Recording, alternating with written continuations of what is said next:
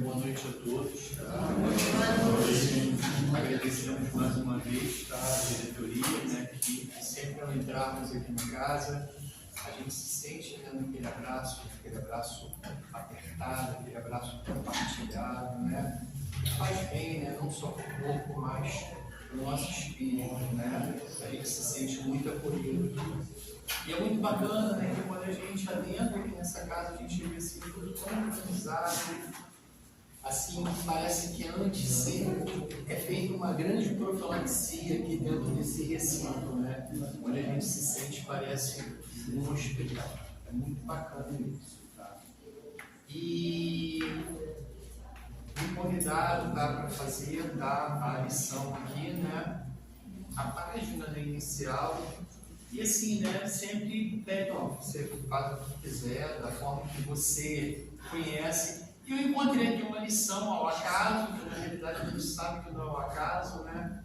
E traz uma expressão que, assim, eu carrego já na minha vida há muito tempo, tá? É uma expressão que lá no Rio de Janeiro, terra de onde eu venho, né, é muito conhecida.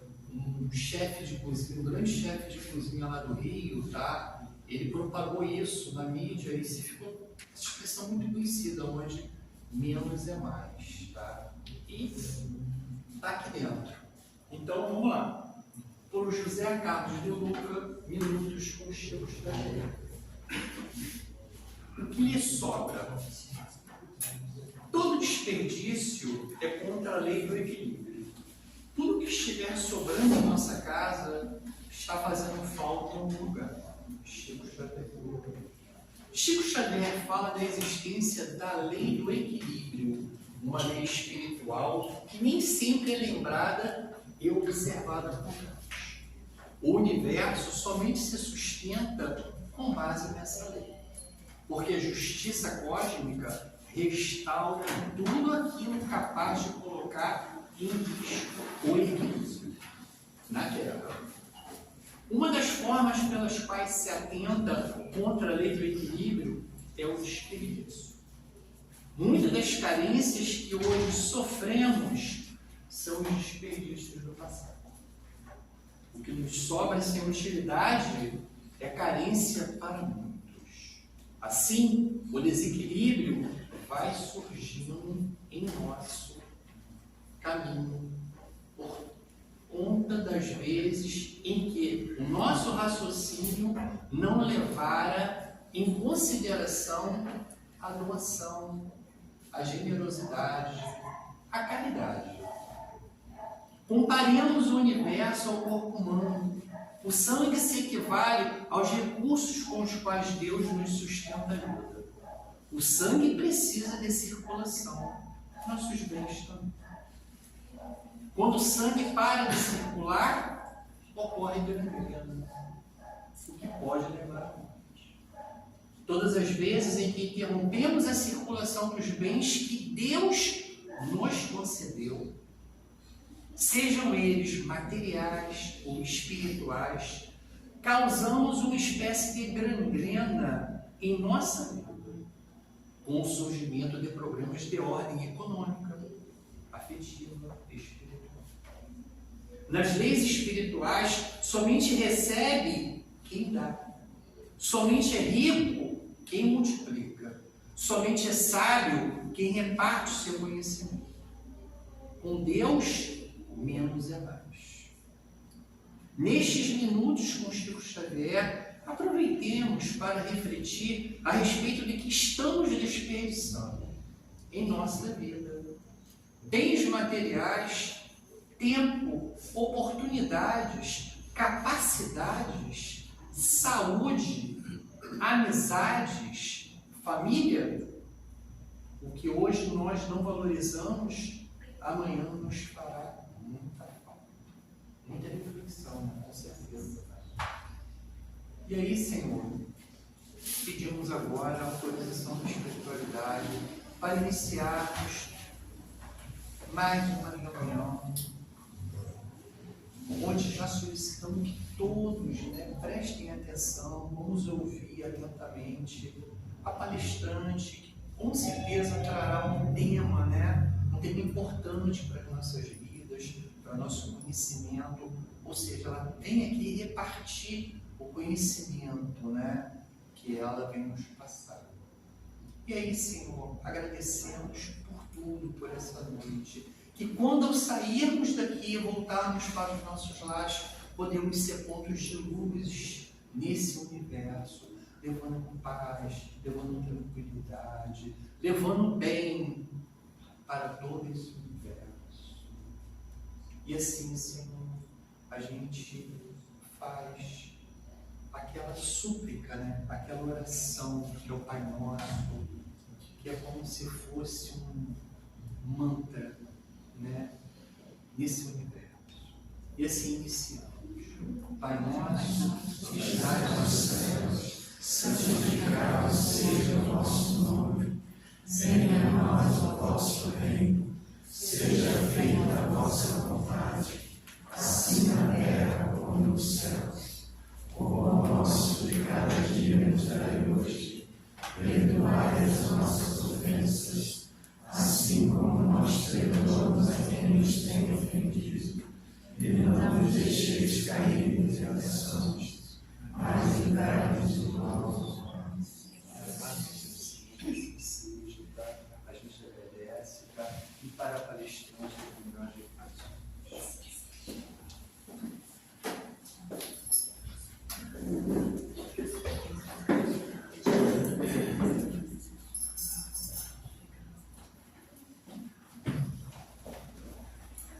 Nossa, quanta gente. Boa noite a todos. É uma grande alegria poder estar convosco. É uma grande alegria também poder estar falando pela primeira vez nesta casa, como sendo parte agora do meu coração, como a minha casa também. E estou muito feliz pelo convite, pela oportunidade que me foi dada. Agradeço o acolhimento de toda a equipe espiritual desta casa, agradeço o acolhimento dos trabalhadores e de todos aqueles que estão aqui trabalhando, muito antes de pensarmos em estarmos aqui nessa noite. Amados irmãos, a espiritualidade não brinca em serviço. Ontem, por conta de alguns compromissos acadêmicos, eu tive que cancelar uma palestra numa outra casa. E fiquei muito triste, porque foi a primeira vez que eu precisei fazer isso. E hoje pela manhã, quando eu recebi o convite, foi o mesmo dizer assim: compromisso é compromisso. Você não falou lá ontem, vai falar hoje. E o trabalhador, quando põe a mão no arado, não deve olhar para trás. Ah, mas por que, Bárbara? Se olhar para trás vai ser igual a mulher de Ló, vai virar estátua de sal? Não, não é isso. É porque não há mais motivos para olhar para trás. O nosso alvo está à nossa frente, o nosso alvo é Cristo. Meus amados, iremos conversar um pouquinho nessa noite sobre o capítulo 7 do Evangelho segundo o Espiritismo. Bem-aventurados os pobres de espírito. Quem quiser dar uma olhadinha na passagem, está lá em Mateus capítulo 5, versículo 3, do Sermão das Bem-aventuranças. Mas primeiramente, nós vamos conversar um pouquinho sobre o conceito da bem-aventurança. O que era um homem bem-aventurado no conceito, no contexto judaico, no contexto em que o Cristo trouxe essas palavras. Nós temos como exemplo o livro mais antigo da Bíblia, que é o livro de Jó. Jó era um homem considerado um homem bem-aventurado por Deus. Por quê? Porque ele era um homem próspero, era um homem que gozava de muita saúde, era um homem que era cumpridor dos mandamentos, tinha uma família muito grande, abundante, a prosperidade estava sobre ele. E por isso ele era considerado um homem bem-aventurado.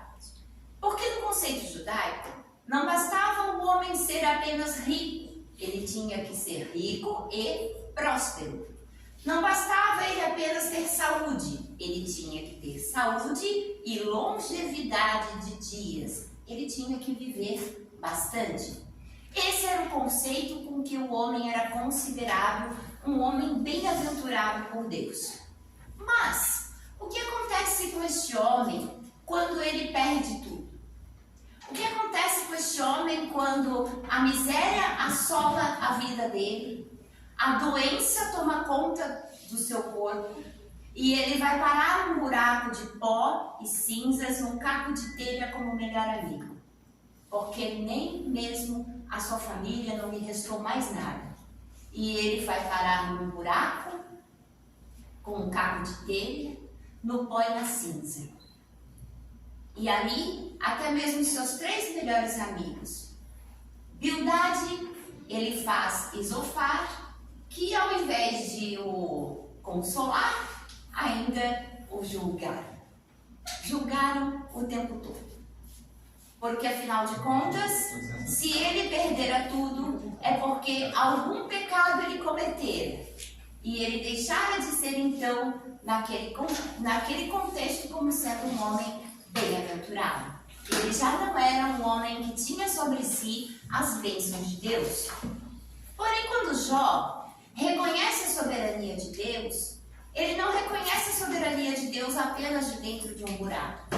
A mudança da vida dele começa quando ele, daquele buraco de cinzas, ele ora e intercede pelos seus amigos. Ele não pede por si, ele não pede pela sua saúde, ele não pede pela sua vida financeira, ele pede pelos seus amigos. E diz então no capítulo 42 do livro de Jó, que Deus mudou a sorte de Jó e deu a ele em dobro tudo quanto ele antes possuía, e a sua riqueza era tanta que as suas filhas tiveram herança entre os seus irmãos. Porque se sabe que mulheres não tinham herança, mas a riqueza era tanta que até suas filhas receberam herança entre os seus irmãos. E diz assim, que morreu Jó velho e farto de dias. Se nós olharmos o contexto das bem-aventuranças, quando Cristo profere aquelas palavras, bem-aventurados os pobres de espírito, porque deles é o reino dos céus. Olharmos o contexto de um povo que estava sendo humilhado e massacrado, onde a doença era tanta, onde os enfermos se encontravam pelas ruas, onde a necessidade era imensa. Então não precisaria nem fazer muito esforço para entender que naquele contexto, pela visão material, pela visão da religião, muito poucos ali tinham o privilégio de serem considerados bem-aventurados. A questão não é somente essa. A questão é que o Cristo traz uma novidade nessa simples frase. Ele traz a novidade de um novo reino, o reino dos céus. Esse conceito não existia. Não existia por quê? Porque todas as promessas feitas àquele povo eram voltadas no sentido da vida material, no sentido da vida física. Ninguém ali tinha suas práticas religiosas com um conceito de uma vida futura, com um conceito de um reino dos céus. E vou mais além. Não apenas um conceito de reino dos céus, mas o Cristo também traz um novo conceito. O conceito do Abba. Deus não era mais o general de guerra, o Deus dos exércitos, aquele que aniquilaria todos os inimigos de Israel e os colocaria no pó. Deus passa a ser o Abba, o paizinho, como na tradução literal. Quando falamos Pai Nosso, esse Pai Nosso, ele é dito Abba, ele é paizinho. Então, aquele Deus tão distante, aquele Deus tão temido, ele deixa, imaginem só, você está doente, você está pobre, acreditando que a sua doença e a sua miséria física e material é por conta de um Deus que é um Deus temível, que colocou a sua mão sobre ti. Que esperança eu poderia ter numa situação dessas. Mas aí o Cristo vem e diz assim, olha, ele não é isso não. Ele é o Pai. É o Pai. E olha, existe um novo reino. Há ali uma transmutação de todo o sentido das promessas divinas sobre a vida do homem. Ao fazer isso, o que acontece? Acontece o seguinte, o homem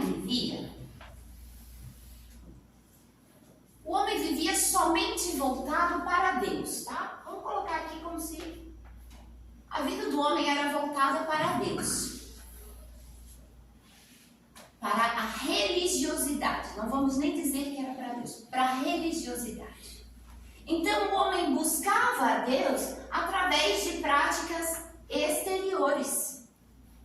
Através de práticas dos rituais, através do cumprimento da lei, através do cumprimento de roupas, de formas de alimentação, todas essas práticas exteriores, o homem procurava a divindade.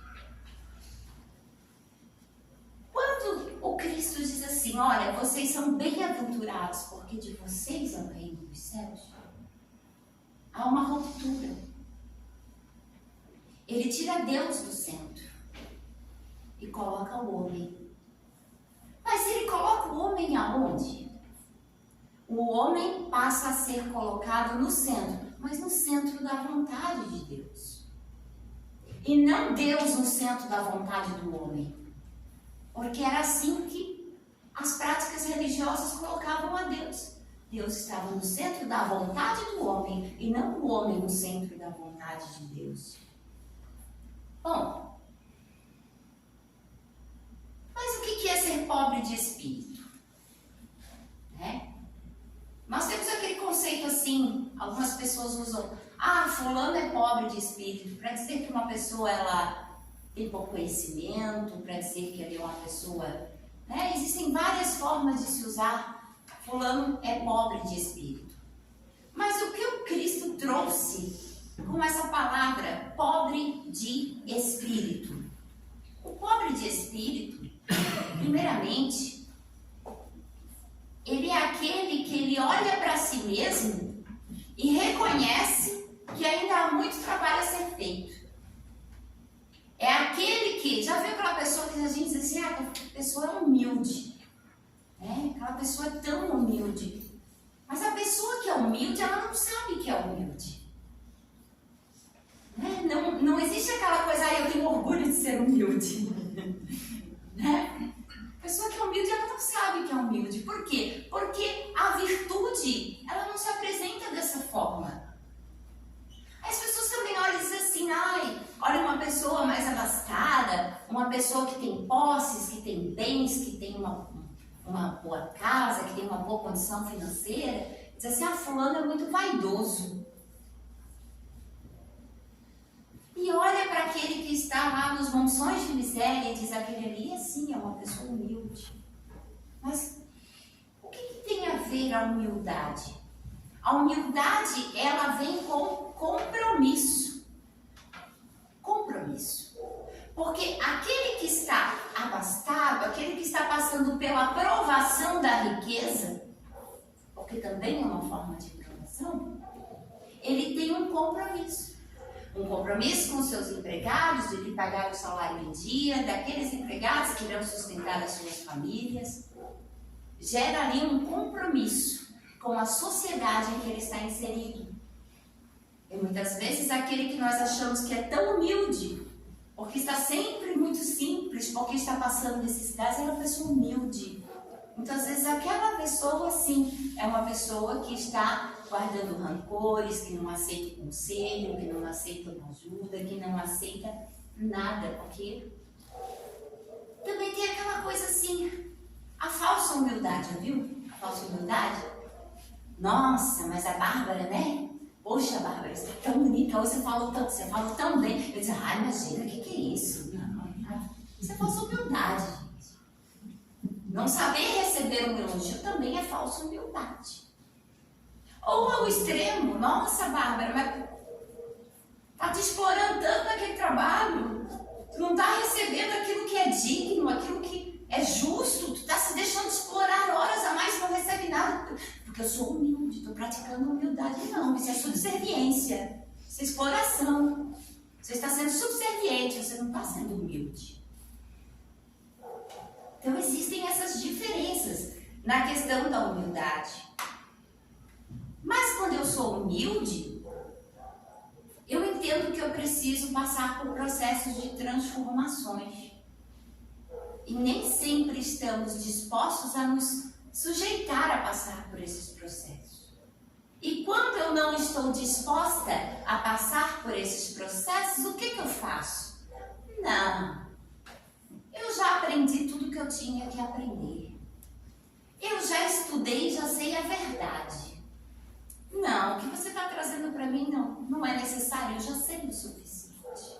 Por quê? Porque eu não estou disposta a passar por um processo de transformação moral. Bom, meus irmãos, com o advento do Cristo, a riqueza, ela deixa de ser um sinal das bênçãos de Deus. A saúde, a vida próspera, esse conceito, ele é quebrado. A vida, ela se resumia a objetivos materiais, né? Então, qual é o oposto? O oposto do orgulho. Quem sabe dizer qual é o oposto do orgulho? O oposto do orgulho não é a humildade, né? O oposto do orgulho não é a humildade. Nós temos aqui o orgulho, né? O oposto do orgulho não é a humildade. O oposto do orgulho é a subserviência. Para que nós possamos encontrar o equilíbrio disso aqui está na humildade. Para quem gosta de conhecer algumas filosofias espiritualistas, já dizia o Buda que a virtude está no caminho do meio. Né? Mas o Cristo, ele vem trazer muito mais além disso. Muito mais do que apenas trazer um conceito. Ele vem trazer uma nova realidade, uma nova forma dos seres humanos olharem uns para os outros, de quebrar esse julgamento, porque nós julgamos, o tempo todo nós julgamos. Nós julgamos pela forma de vestir, nós julgamos pela forma de falar, nós julgamos o tempo todo. E por mais que eu tenho uma frase que fica agora na minha cabeça, cada vez que eu fico pensando em julgar, eu digo assim, é com a mesma medida, viu, Bárbara? Opa, é com a mesma medida. Parou, vamos tentar dar uma segurada na régua, porque é com a mesma medida. A régua é igual. Bom, no capítulo 18 do Evangelho de Mateus, em uma reunião com os 12, Jesus tinha essas reuniões como do Sermão do Monte, que era com grandes multidões, mas ele também tinha essas reuniões secretas, não secretas, mas íntimas, né? Entre os seus amigos. E alguém perguntou assim para ele, mas Senhor, quem vai ser o maior lá no reino dos céus? A gente quer saber quem é o maior, né? Aí Jesus, o que ele faz? Ele pega uma criança, chama uma criança, coloca no centro e diz assim, em verdade eu vos digo que se vocês não se tornarem como uma criança, jamais poderão entrar no reino dos céus. O que o Cristo estava querendo dizer? Que era para nós termos atitudes infantis? Que era para a gente começar a ser birrento? Né? Será que foi isso que o Cristo quis dizer? Que a gente tinha que ser teimoso, insistente, algumas coisas que não devem ser? Não. O que o Cristo estava querendo dizer era o seguinte. Alguém aqui já viu uma criança chegar no parquinho e tentar convencer o amiguinho de alguma ideologia? Alguém aqui já viu Uma criança chegar na creche e tentar convencer o amiguinho a se converter para a sua religião? Uma criança, quando chega no parque e conhece as crianças, ela não se importa.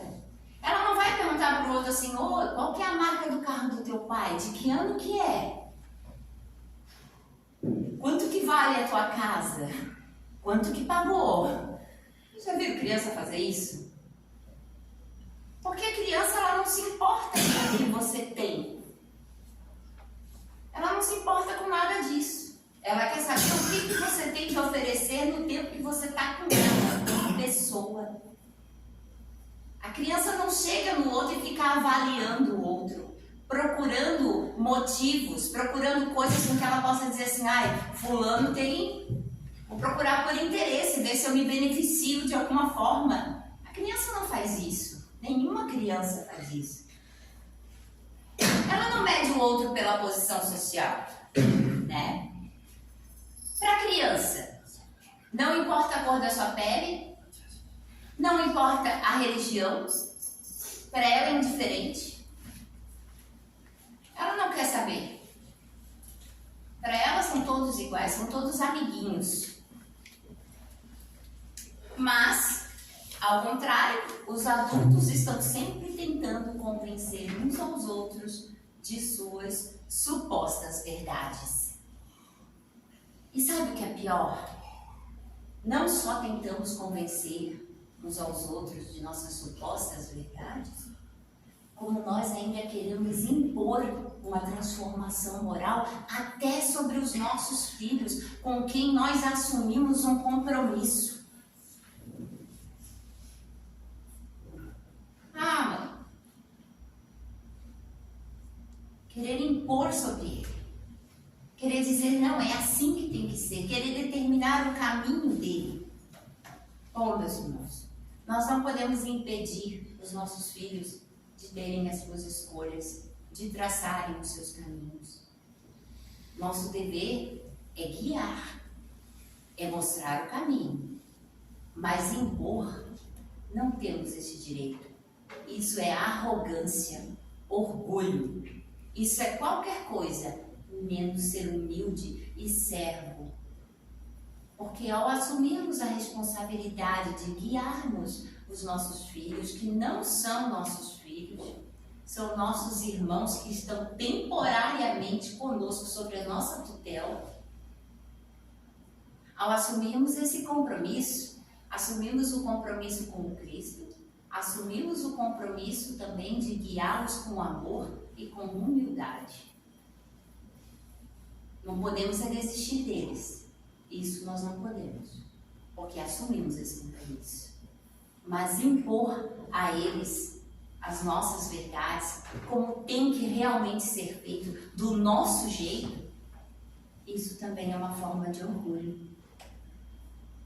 Bom, os pobres de espírito, eles não estão interessados em converter ninguém, a não ser a si próprios.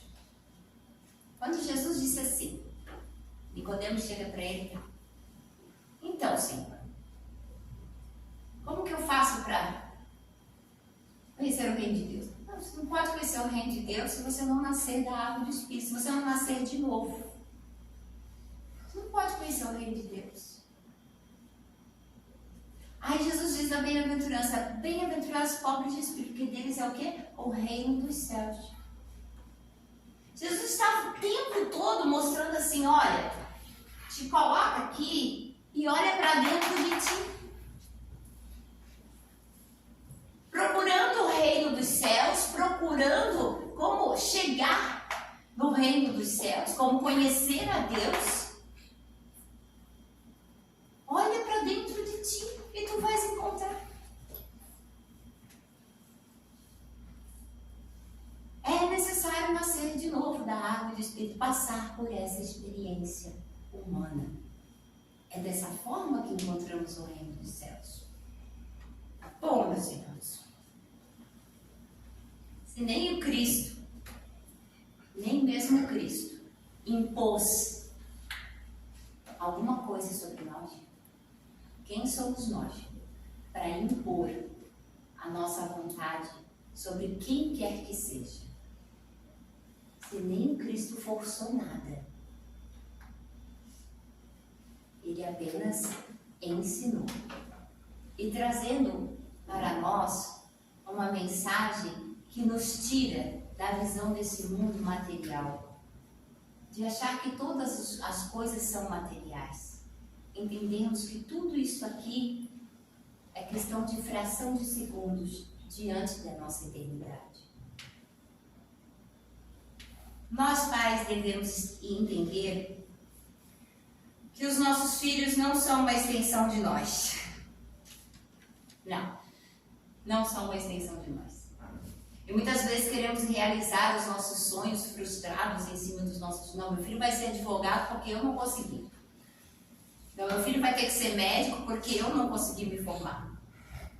Meu filho vai se casar com tal pessoa porque era com essa pessoa que eu deveria ter casado, não casei. Era com esse tipo de pessoa. E ali nós começamos a projetar as coisas em cima dos nossos filhos. Eles não são uma extensão de nós. Vamos ter no seio familiar espíritos totalmente diferentes de nós, muitas vezes vindos até de outras culturas. Aí você olha e olha para o teu filho e diz assim, mas meu Deus, mas da onde que saiu essas ideias? Da onde que saiu esses gostos?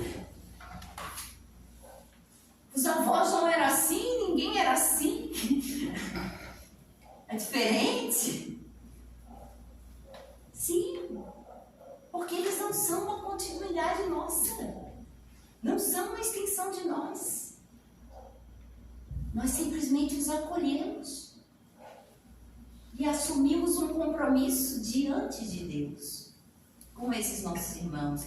E sem falar que muitas vezes são eles que assumem o compromisso conosco. Bom, lá em 1 Coríntios 10, versículo 12, falando sobre humildade, o apóstolo Paulo dizia uma frase que eu gosto muito. Ele fala assim, que aquele que está em pé, cuide para que não caia. Tem uma história que se conta muito nos meios religiosos, não vou dizer apenas espírita, porque eu sei que em outros meios conta essa história também, mas uma historinha interessante sobre um santo, Santo Antão. E diz que esse santo, esse homem, ele se propôs a ser santo. E ele disse, eu vou ser santo. Se isolou do mundo e foi para uma caverna no alto de uma montanha. E ali ele disse, a partir de hoje eu não tenho mais contato com as pessoas, eu vou viver só de oração e de água. E vou me tornar um santo. E todos os dias ele rezava, pedindo a Deus que o transformasse em um santo. E diz a história que, depois de um certo tempo, começou a aparecer o diabo, ou o perseguidor, o adversário dele, para nós, os espíritos, o obsessor dele. E começou a tentar ele de todas as formas. Ele olhava para o crucifixo, ele via uma mulher, uma situação, ele via jantares, ele via banquetes, ele via de tudo. Começou a ter alucinações. E isso foram mais de 10 anos tentando a vida daquele homem. E ele resistindo. E ele resistindo. Até que chegou o dia que o diabo olhou para ele e disse assim, de você eu desisto. Cansei. Eu estou indo embora. E quando o diabo vira as costas, ele se ajoelha e diz, obrigado, Deus. Agora eu sou um santo. O diabo olha para a água e diz,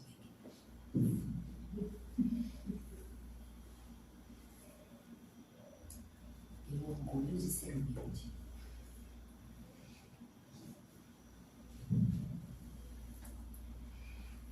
O compromisso da humildade está aliado ao compromisso da caridade. Não há humildade sem exercer o compromisso da caridade. Questão 886 do Livro dos Espíritos fala sobre os 3 atributos da caridade, que são benevolência para com todos, indulgência para as imperfeições alheias e perdão das ofensas. É possível desenvolver algum desses 3 atributos sem humildade? Não é possível. O que o Cristo nos mostra é que a humildade está no centro do desenvolvimento dessas virtudes. No livro Brasil, Pátria do Evangelho, Coração do Mundo, quando o nosso governador do nosso país, nosso irmão Ismael, ele recebe das mãos do Cristo a incumbência de ser o governador da nossa pátria. E ele recebe desta forma: a partir de hoje, serás o zelador desta nação. Zelador. Alguém sabe quem limpa esse salão, deixa ele bonitinho, cheirosinho, limpo assim? Eu não sei. Mas nós entramos aqui, ele está limpo, cheiroso e organizado. Não só fisicamente, mas também espiritualmente. O trabalho do zelo.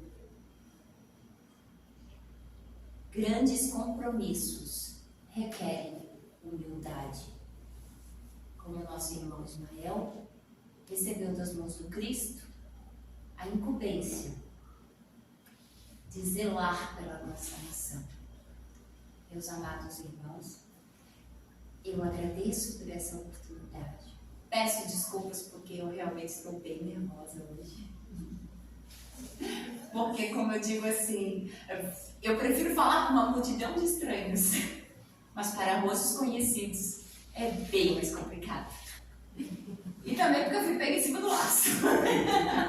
Mas eu agradeço muito por essa oportunidade de todo o meu coração e desejando desde já, um Feliz Natal, porque já estamos às portas do Natal. Muito obrigada e que Deus abençoe a todos.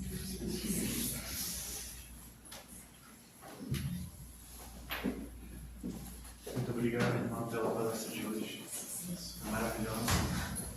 E uma coisa que ela pontuou secretamente, mas pontuou de uma forma maravilhosa, foi a questão de respeitar o próximo. Se a gente não tem o senso moral de respeitar o próximo, devemos ter pelo menos o senso moral de nos respeitar primeiro. Criticar o outro é apontar o defeito do outro que a gente tem em nós. E isso ela falou de uma forma maravilhosa. Não falou talvez com essas palavras, mas foi de uma forma esplêndida, que quem conseguiu entender, sentiu verdadeiramente. Porque o respeito é a base da família, é a base do trabalho, é a base da religião, é a base de tudo em que estamos. Bom, irmãos, mediante a tudo isso que foi dito, a nossa palestra maravilhosa, a todo esse conhecimento que foi jorrado perante todos nós, mentalizamos agora o vosso Pai, a vossa Mãe, jogando sobre cada um de nós uma luz, uma harmonia, e essa luz sendo derramada sobre nós, oramos em uma só voz. Pai nosso, que estais nos céus, santificado seja o vosso nome. Venha a nós o vosso reino. Seja feita a vossa vontade, assim na terra como nos céus. O pão nosso de cada dia nos dai hoje. Perdoai as nossas ofensas, assim como nós perdoamos a quem nos tem ofendido. E não deixeis cair em tentações, mas livrai-nos de todos os males.